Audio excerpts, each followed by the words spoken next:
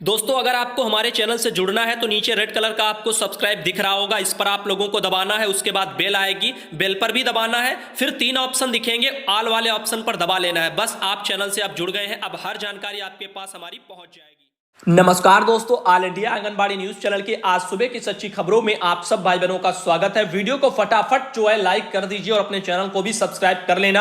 आपको बता दें, आज जो है anganwadi pre primary nursery teacher training का प्रशिक्षण का यानी हम तीसरा दिवस आपको बताने वाले हैं। यानी तीसरे दिवस में आपको क्या सिखाया जाएगा। 4 दिवसीय प्रशिक्षण टाइप का ये ऊपर से ऑर्डर इसका था, ये आप लोगों को आगे दिया जाएगा, तो हम आपको पहले ही सब सिखा रहे हैं। तो आइए देखते हैं तीसरे दिन आपको क्या क्या सीखना है। सबसे पहले आपको पता है सत्र नंबर 8 चलेगा तीसरे दिन। पिछले दिन के सत्रों पर जो भी था उस पर फीडबैक लिया जाएगा। मतलब आपने कल क्या सीखा, क्या नहीं सीखा, क्या आपके जो प्रश्न रहे हैं, शंकाएं रही हैं, उन पर आप लोग अपनी प्रतिक्रिया दे सकते हो। इस तरह से जो है तीसरे दिन स्टार्टिंग में 30 मिनट तक के लिए फीडबैक वाला कार्यक्रम रखा जाता है। अब आगे आपको बताना चाहेंगे, यहां पर सत्र नंबर 9 आप लोग आज सीखोगे, ये आपके लिए इंपॉर्टेंट है। सत्र नंबर 9 में दैनिक दिनचर्या, भावगीत और कहानियां। आज का टॉपिक बहुत ही जबरदस्त है, इसीलिए मैंने पिछले वीडियो में ही बताया था कि आने वाले जो भी वीडियो हैं दोनों प्री प्राइमरी ट्रेनिंग के, उनको आप लोग बिल्कुल भी मिस मत करना। यहां पर बता दें 90 मिनट इसकी अवधि रखी जाएगी। विषय की बात करें तो इस सत्र में 2 दिवसों पर अभिमुखीकरण भी किया जाएगा। पहला रहेगा भावगीत का महत्व और प्रक्रिया इसमें, और दूसरा रहेगा कहानी का महत्व और प्रक्रिया। ठीक है, देखिए कोई भी कहानी जब कही जाती है तो उसके पीछे एक महत्व उसका छिपा होता है, एक रीजन छिपा होता है, एक जो है वहां पर जो लास्ट में आकर के आपको एक सीख देता है। कहानियों से हमें सीख मिलती है। तो यहां पर बता दें उद्देश्य को आप समझिए, बच्चों के सर्वांगीण विकास में जो है भावगीत के महत्व को भी समझना है। बच्चों के साथ उचित तरीके से भावगीत करने की प्रक्रिया को भी आपको जानना है कि बच्चा है छोटा, इसको हम किस तरीके से भाव में भरकर के कहानियों को सुना पाएंगे। ठीक है, कहानियों के महत्व को समझना एवं कहानी बोलने के उचित प्रक्रिया को जानना, यह भी आपके लिए कला टाइप का रहेगा, जिससे बच्चों के अधिगम उपलब्धियों के समर्थन वगैरह उसमें होता है। तो फिलहाल देखिए, अगर आप अच्छे ढंग से कोई कहानी नहीं सुना पाते हो तो फिर या अपनी बात को नहीं रख पाते हो, XYZ, मैं अपने आप को उदाहरण देकर के बता रहा हूं। आप लोगों को मान लीजिए हमारे वीडियो पसंद आते, क्यों? शायद काफी लोग भाई बहन कहते कि आप जो किसी बात को जो भी अपना रखना चाहते हो उन शब्दों को बहुत ही बढ़िया तरीके से कहते हो, जो हर एक किसी के समझ में आ जाता है। तो शायद इसी तरीके से जो कहानियां होंगी, अगर कहानी कहने वाला या कुछ भी बोलने वाला अपने शब्दों को, अपने बातों को अच्छे ढंग से पिरो नहीं पाता है या सामने प्रदर्शित नहीं कर पाता है जो वो कहना चाहता है, जो एक्सप्लेन करना चाहता है, तो फिर समझने वाला अच्छे तरीके से समझ नहीं पाएगा। तो इसी मैटर में बच्चे भी हैं ऐसे ही। तो इनके सामने जब आपको कहानी कहना है तो कहानियों में थोड़ा भाव आना चाहिए। जैसे बहनें गीत गाती हैं भालू आया करके, तो काफी बार आपने देखा होगा काफी बहनें जो है थोड़ा बहुत एक्टिंग भी करती है उसी तरीके से, यानी भाव भी आए भालू का। तो क्योंकि छोटे बच्चे हैं, इनको पता नहीं है भालू क्या है क्या नहीं है, धीरे धीरे सीखेंगे और सीखेंगे ये यहीं से सीखेंगे, यहां से जैसा भाव सीखेंगे उनको वैसे ही पता चलेगा। तो ठीक है, आगे चलते हैं। यहां पर भावगीत का महत्व आपको पहले बताते हैं। भावगीत ऐसी छोटी गीत या कविताएं होती हैं जिनमें शरीर के अंगों से हरकतें यानी अभिनय यानी कि एक्टिंग, जैसा कि मैंने अभी बोला आपको सेम टू सेम, ठीक है, वो करके उन गीत या कविताओं के शब्दों को अर्थ दिया जाता है। ठीक है, बिल्कुल सेम जो अभी मैंने आपको बताया। आगे है भावगीत से बच्चे अपने आसपास के वातावरण में दिखने वाले वस्तुओं, क्रियाओं, रिश्तों या भावनाओं, इनको और जो है सहजते से सहज पाते हैं, यानी बहुत अच्छे ढंग से इनको फिर समझने में फिर मदद मिलती है, सीखने में मदद मिलती है। जैसे मान लीजिए आपने बोला बेटा कौआ, कौआ आया काव काव किया, तो आपने काव काव किया। बाद में जब वो समाज में या मान लीजिए सोसाइटी में या इधर उधर जो पर्यावरण में देखेगा अपना इधर उधर कि कहीं डाल पर कौआ बैठा है, तो वो कैसे कह रहा है, वो भी काव काव कह रहा है और मैडम जी ने भी हमको काव काव करके ही बताया तो यही कौआ है, तो उसको आइडिया तुरंत आ जाएगा। ऐसे में आपको भाव थोड़े देने होंगे। ठीक है, आगे भावगीत गाने से बच्चे नए शब्द वगैरह भी सीखते हैं। ठीक है, आगे अभिनय के साथ गीत गाने से बच्चे अपने शरीर पर नियंत्रण करना सीखते हैं तथा उनका शारीरिक विकास भी होता है। जैसा आप शरीर पर एक्टिंग करोगे, बताओगे, तो वैसे ही बच्चे भी करेंगे। धीरे धीरे उनके इंद्रियां काम करेंगी कि वो ऐसे कर रहे हैं, हम भी अपने दिमाग को जब वो कहते हैं, देखो हाथ पैर कुछ नहीं करते हैं, सब करता पहले दिमाग है, दिमाग सेट होता है, दिमाग ही करता है कहने के लिए, जब करता है तब ये सब इंद्रियां काम करती हैं। तो यदि और सारी चीजें एक दूसरे से जुड़ी हुई हैं। तो इसीलिए कह रहा हूं कहीं पर भी कमी ना रह जाए, हर एक चीज को अच्छे तरीके से समझ लीजिए। पांचवा, बच्चों को सुरों का ज्ञान होता है। किसी भी स्वर को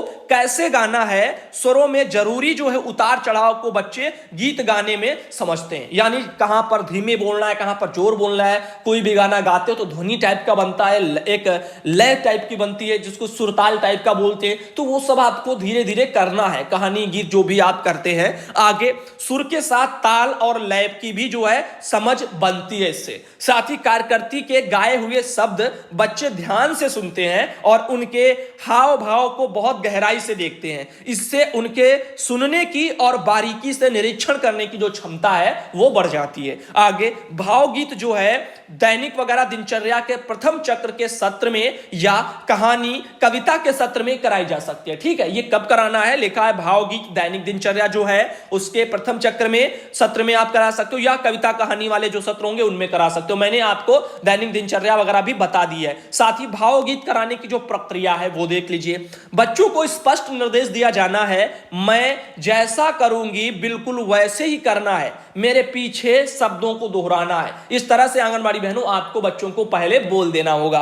बाद में भावगीत के समय कार्यकर्ती को यह भी ध्यान देना है जैसे वह सभी बच्चों को दिखाई दे रही है या नहीं, हर बच्चे को दिखाई देनी चाहिए। इस तरह से आप बच्चों को अपना पंक्तियों में सेट कर दीजिए। छोटा बच्चा आगे बैठाइए, उससे बड़ा उसके पीछे ऐसे करके बैठाइए ताकि दिक्कत ना हो। और लिखा है वह हाव भाव का प्रयोग कर रही हैं, ठीक है, और वह सही जगह पर गले का स्वर ऊपर नीचे कर रही है कि नहीं, यानी कहां पर कैसे बोलना है, कैसे हाव भाव हैं, उन पर भी आपको अपना फोकस रखना है। फिर आती है बारी कहानियों की। कहानियों से बच्चों की जो है जिज्ञासा और कल्पना बढ़ती है, मतलब इमेजिनेशन वगैरह जो वो बढ़ता है। मतलब बच्चा इमेजिन करता है, यानी सोचता है, एक अंदर अपना चित्र बैठा लेता है दिमाग में कि हाँ ये जो है होता है जब कहानियां सुनता है। मैंने कहा था ना कि किताब से पढ़ो तो जल्दी याद नहीं होगा, आप भूल भी जाओगे, लेकिन आप मूवी देखते हो तो वो आपके अंदर एक चित्र बैठा देता है। या ऐसे ही कहानियां कोई सुनाता है, कहानियां भी याद हो जाती हैं, मूवी भी देखते हो वो भी पूरी स्टोरी याद हो जाती है, लेकिन हमें किताबों से पढ़ करके याद नहीं होता है। इसलिए आप देखते हो काफी जो अच्छी बुक्स आती हैं उनमें चित्र वगैरह भी अब बनाने स्टार्ट हो गए, यानी चित्र भी बने होते ताकि बच्चे को समझ आए कि हाँ यहां पर ये होता है, ऐसे पता चल पाएगा ना। तो कहानियां काफी जरूरी हैं, कहानियों से बच्चे जल्दी सीखते हैं और बच्चे जिज्ञासु होते हैं। मैंने कल वाले वीडियो में भी आपको बताया था। साथ ही बता दें आपको, ये देखिए शब्द भंडारण वगैरह भी बढ़ता है। ठीक है, कहानी सुनाओगे, काफी शब्द सुनने को उनको मिलेंगे तो उनको और भी शब्दों का ज्ञान हो जाएगा। ध्यानपूर्वक सुनने की और चर्चा करने की क्षमता को प्रोत्साहन वगैरह मिलता है। मैंने कहा था ना, दिमाग एक जगह केंद्रित रहता है जब हम कहानी या मूवी देखते हैं जिसमें हमें मजा आता है, यानी जिसे हम अच्छे तरीके से समझ पाते हैं। और यही तो एक बीच का गैप होता है समझने का, सीखने का बच्चे के अंदर और शिक्षक के अंदर। शिक्षक यदि अच्छा है तो बच्चा चाहे जितना भी गुड़ गोबर हो या गधा हो, वो उसको जो है घोड़ा बनाकर दौड़ा सकता है। शिक्षक पर ही सब डिपेंड करता है। 0 लेवल बच्चा उसे भी जो 100 तक ले जा सकता है। बाकी जो अपने आप में कुछ होते हैं जो खुद से भी सीखना स्टार्ट करते हैं, यानी उनके अंदर शिक्षक के गुण आने स्टार्ट हो जाते हैं, यानी वो सीखना अपने आप, ज्यादा जिज्ञासु बच्चे होते हैं जो वो सीखना स्टार्ट कर देते हैं। ध्यानपूर्वक बच्चे तभी सुनते हैं जब आप कहानी कुछ ऐसा करें जो बच्चों को अच्छा लगे, यानी बच्चे का दिमाग उसको बोरिंग ना महसूस हो। इसीलिए तो कहा जा रहा है खेल खेल में उनको सिखाइए। ठीक है, आगे घटनाओं के अनुक्रम को समझने की क्षमता का विकास भी इसमें हो जाता है। ठीक है, पूर्ण जो है वाक्यों में अपने विचारों को व्यक्त करने की क्षमता को संवर्धन वगैरह भी मिलती है। और एक बात याद रखना, जीवन में चाहे ये बच्चे हो आंगनबाड़ी के, चाहे आपके बच्चे हो, अगर बच्चा छोटा है और आपने छोटे बच्चे का ध्यान नहीं दिया तो आगे जाकर के वो बच्चा कुछ नहीं कर पाएगा। रीजन ये है कि वहां पर उसके चांस कम हो जाते हैं। एक तो वो आगे जाकर के फिर डरना स्टार्ट कर देगा। क्यों? क्योंकि बचपन में जो उसको सीखना था, जो उसने पढ़ा है, या तो उसने वो गलत पढ़ा या उसने पढ़ा ही नहीं है। तो यदि वो गलतियां उसने कर रखी है तो आगे उसको या तो मेहनत ज्यादा करनी पड़ेगी अगर वो करना चाहेगा, या फिर एक उसके अंदर डर आ जाएगा, डरने का कि हमें ये आता ही नहीं, हमें आएगा ही नहीं, हम कितना भी पढ़ने याद नहीं होता है, ये सब चीजें रहती। तो बच्चे को आप स्टार्टिंग से ही अच्छे तरीके से न्यू डालिए ताकि बच्चे के अंदर ये हमें नहीं आता, ये हमसे नहीं होगा, ऐसी चीजें वो हट ही जाए, दिमाग से नेगेटिविटी हट जाए, ये हम चाहते हैं। तो बच्चा, हर कोई एक जैसा दिमाग होता है, बस उसकी स्मरण शक्ति कितना टीचर बढ़ा पाता है ये उस पर डिपेंड करता है। कुछ बच्चे अपने आप जिज्ञासु होते, सीखते सीखते चले जाते हैं, कुछ जो है टीचर वगैरह उनको बना देते हैं। तो अभी फिलहाल के सब बनाए ही जाते हैं, ऐसे ही होता है। आगे देखिए, कहानी सुनाने से पहले कार्यकर्ती को कुछ पूर्व तैयारियां भी करनी होंगी। तैयारियां क्या करनी है बहनों, वो आप देख लीजिए। कार्यकर्ती को कहानी पहले से पता होनी चाहिए, ठीक है। देखो पता नहीं होगा, आप पढ़ के सुनाओगी तो फिर आपके वो टीचिंग वाले पूरा गुण नहीं नजर आएंगे। रीजन ये है कि आप फिर हाव भाव अपने नहीं दे पाओगे। कोई भी चीज को आप पढ़ के सुनाओ वो तरीके से आप नहीं बोल पाओगे। जैसे मैं आपको न्यूज दे रहा हूं, मेरे सामने रखा सब है, लेकिन मैं एक लाइन पढ़ता हूं, मेरे सामने पता नहीं क्या ये ऊपर से या मेरा बताते बताते सब होने लग गया है, मैं बाकी सब अपने आप से बोलता हूं, आपको अपने अलग से सिखाता हूं, ठीक है। तो यदि तभी तो आपकी समझ में ज्यादा आता है, वरना मैं पढ़ते ही चले जाऊं आपको क्या मजा आएगा। आपको लगेगा कि तो रामायण जैसा पढ़ रहा है। रामायण में भी हाव भाव आते हैं, क्योंकि पढ़ने वाले बहुत बार पढ़ चुके हैं, उसको अच्छे तरीके से पढ़ते हैं। तो यहां पर देखिए, यह किताब से कहानी सुनाई जा रही है हो तो कार्यकर्ती को पहले से जो है कहानी पढ़ लेनी चाहिए। तो कहानी यदि आप जो सुना रही हो वो आपको पता होनी चाहिए, ताकि कहानी के साथ अपने हाव भाव को भी दे पाए। कहानी चुनने के समय कार्यकर्ती को यह ध्यान रखना चाहिए कि कहानी छोटी है, दिलचस्प है और बच्चों की उम्र के लिए उपयुक्त है या नहीं, ठीक है। तो यह भी आपको ध्यान रखना है। कार्यकर्ती को कहानी सुनाने से पहले बच्चों के साथ चर्चा का विषय, थीम, ये सब तय भी करना होगा। यानी थीम टाइप का, उसका टाइटल क्या रहेगा, यानी कि उसका निष्कर्ष क्या निकलेगा, ये सब आपको देना है। लास्ट में कहानी के बाद में यह भी तो कहा जाता है कि बच्चों इस कहानी से हमें क्या सीख मिली है। तो जिस उद्देश्य के साथ वो कहानी रखी जाए वो भी बच्चों को समझानी होगी। साथ ही कहानी सुनाने से पहले थीम पर चर्चा हेतु बच्चों के लिए सवाल तैयार भी करने आपको होंगे। बाद में जब कहानी हो जाए तो बच्चों से सवाल वगैरह भी करिए। यदि कहानी बिना किसी किताब से सुनाई जा रही हो तो कहानी को दिलचस्प बनाने के लिए TLM का प्रयोग करने की कोशिश करनी चाहिए। जैसे जो है पात्रों की तस्वीर, कठपुतलियां, मुखौटे इत्यादि का भी प्रयोग आप लोग कर सकते हैं, ताकि बच्चों को और ज्यादा जो है अच्छा लगे और ज्यादा जो है उनका ध्यान केंद्रित हो आपके ऊपर। साथ ही देखिए, कहानी के किताब के प्रयोग में यह ध्यान जो है आपको देना चाहिए। बच्चों को सबसे पहले किताब से परिचित किया जाए तथा किताब के सामने का कवर, पीछे का कवर, कहानी का नाम और लेखक का नाम, किताब का पहला पन्ना और किताब के पन्ने कैसे पलटते हैं इसके बारे में बता दें। बहुत से बच्चे पन्ने पलटना नहीं जानते। मैं छोटे बच्चों की बात नहीं कर रहा हूं, मैंने अपने साथ हाई स्कूल, इंटर वगैरह में भी देखा है। और यहां तक कि जब कंपटीशन की तैयारियां की वहां पर भी मैंने लोगों को देखा, पता नहीं कैसे नोच नोच कर पन्ने पलटते हैं। पन्ने पलटने का तरीका होता है नीचे साइड में जो है पकड़ो या ऊपर साइड में पकड़ो, वो भी 2 उंगलियों से बस ऐसे करके जो है ऐसे पलट दिए जाते हैं। लेकिन लोग क्या करते हैं, बाकी लोग ऐसे समेट लेते हैं और फिर ऐसे करते हैं। ये आपको नहीं करना है, ठीक है। आगे देखिए, कहानी सुनाते समय किताब का खुला हिस्सा कहानी बच्चों की तरह होनी चाहिए, ताकि उन्हें किताब में बने जो चित्र हैं वो भी सब दिखाई दे। तो उनको पेज क्यों बताया गया, किताब के पहला पन्ना और किताब में लेखक का नाम, क्योंकि यही तो जरूरी है। तभी तो बच्चे को पता चलेगा कि हमने कौन सी बुक पढ़ी है। ये अभी आप उनके लिए जरूरी भले ही ना हो, लेकिन जब वो बड़े होंगे तो उनके लिए यही जरूरी होगा कि हमने पढ़ा है तो किस किताब से पढ़ा और किसने वो किताब लिखी है, लेखक का नाम भी जरूरी है। तो इस तरह की जो आदतें हैं वो बच्चों को पहले से आप डलवाइए, ताकि उनको बाद में दिक्कतें ना हो। बच्चा कोई भी किताब पढ़े तो उनके अंदर वो गुण अपने ऑटोमेटिक आ जाए कि ये मैं किताब लाया हूं, देखते हैं भाई किसकी है, किसने लिखी है, चलो अच्छी किताब इसको पढ़ते हैं। तो ये इस तरह की क्वालिटी उनके अंदर आ जानी चाहिए कि किसने क्या लिखा है, हमने किसकी कहानी पढ़ी है और ये बुक किसकी है, बुक के आगे पीछे पन्ना कैसा, ये सब उनका पूरा ध्यान में होना चाहिए। आगे, कहानी सुनाते समय कार्यकर्ती को यह भी ध्यान रखना, जैसे हाव जो है वह हाव भाव का इस्तेमाल कर रही हैं, वह सही जगह पर अपने गले के स्वर में उतार चढ़ाव ला रही हैं कि नहीं ला रही हैं, कहानी के पात्रों के जैसी आवाज निकालने की कोशिश कर रही हैं या नहीं कर रही हैं। कहानी के दौरान बच्चों से ऐसे सवाल करें जो उन्हें अपने अनुभव, पूर्व ज्ञान या कल्पना से आगे की कहानी का अनुमान लगाने के लिए वो प्रेरित कर सकें, ठीक है। तो इस तरह की भी कहानियां करो ताकि बच्चे अपने आप भी थोड़ा बहुत अनुमान गेस करना भी सीखें।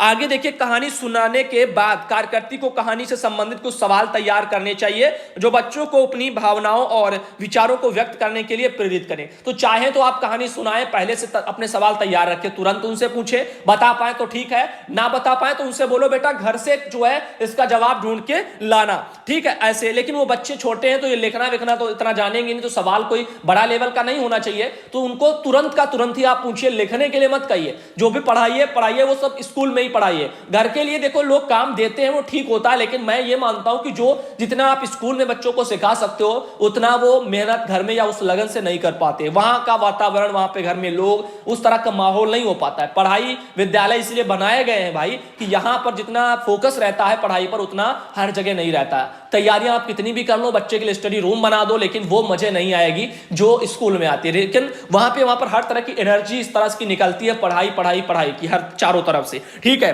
आगे देखिए यहां पर प्रक्रिया में क्या है, भावगीत, आपको इनके बारे में ध्यान रखना है।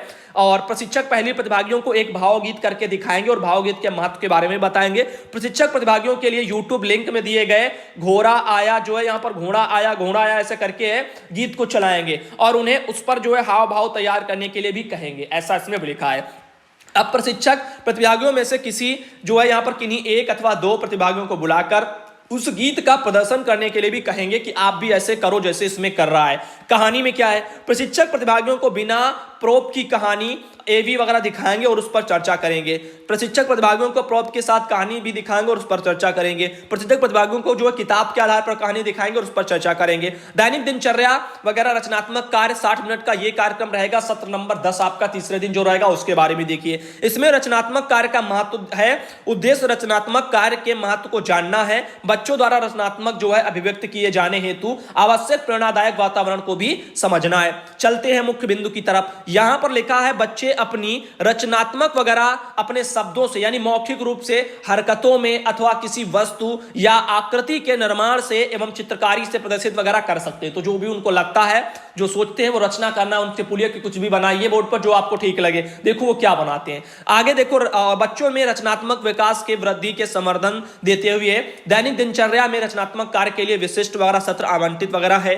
रचनात्मक कार्यों से बच्चों के कल्पना शक्ति को बढ़ावा मिलता है क्योंकि वे अपने मन के भाव, विचार या अपने आसपास घटित प्रसंगों को सृजनात्मक रूप से प्रस्तुत कर सकते हैं। रचनात्मक कार्य के समय बच्चे अपने प्राकृतिक, भौतिक एवं सामाजिक परिवेश में विभिन्न धारणाओं से जुड़ाव करते हैं, अपने जो है विचारों को प्रस्तुत करते हैं जो उनमें बौद्धिक विकास में होने वाली वृद्धि के संकेतक होते हैं। रचनात्मक कार्य से बच्चों की छोटी मांसपेशियों में विकास दिखाई देता है जो कि उनके पूर्व लेखन के कौशल में वृद्धि के भी संकेत होते हैं। साथ ही प्रक्रिया में क्या है, जैसे यहां पर इस सत्र में पहल करके प्रशिक्षक जो है प्रतिभागियों से सब पूछेंगे रचनात्मक वगैरह के बारे में, अभिव्यक्ति से आप क्या समझते हैं, यही सब आप उसमें पूछा जाएगा। ठीक है, ये सब ऐसे रहेगा। फिलहाल के जैसे देखो, प्रशिक्षक प्रतिभागियों को रचनात्मक अभिव्यक्ति व एवी दिखाएंगे और उस पर चर्चा करेंगे जिसमें बच्चे द्वारा रचनात्मक अभिव्यक्ति किए जाने हेतु आवश्यक प्रेरणा जो पद वातावरण है उसके लिए 3 प्रकार के कोने के बारे में बताएंगे। जो है यहां पर लिखा है कला कोना, नाटक का कोना, नृत्य और गीत का कोना। ठीक है, ये सब चीजें वो है यहां पर। तो फिलहाल के लिए इसके बारे में जो इस पर आपको चर्चा करनी है। आगे फिर आएगा चौथा दिवस, और चौथा दिवस के लिए हम अगला वीडियो ला रहे हैं, ये भी आपके लिए इंपॉर्टेंट है। बस लास्ट चौथा दिवस रह गया है pre primary nursery teacher training का, आप लोग इसको भी देख लीजिएगा फिर, ताकि आपकी जब भी ट्रेनिंग हो तो आपको ये 4 दिवसीय जो प्रशिक्षण कराया जाएगा इसमें दिक्कत ना आए, क्योंकि ये 4 दिवसीय प्रशिक्षण, काफी लोग बोल रहे हैं कि प्रशिक्षण तो हमारा इतने दिन का होना चाहिए था, मैं भी जानता हूं, लेकिन यहाँ पर जो लिख करके जो आपका आया है स्कूल पूर्व निदेशक की तरफ से, जो बेसिक शिक्षा विभाग की तरफ से, तो उसमें यही आया है 4 दिवसीय प्रशिक्षण टाइप का। और इसमें भी देखो बाकी आगे क्या होता है क्या नहीं होता है, तो वो भी आपको पता चल जाएगा। अच्छा हो 4 ही दिन में हो जाए, कुछ ज्यादा खास है नहीं, बस वही पढ़ाना सिखाना जो भी है वो आप लोग जानते हो, कितनी जल्दी सीख सकते हो। तो वैसे भी आपके पास जो है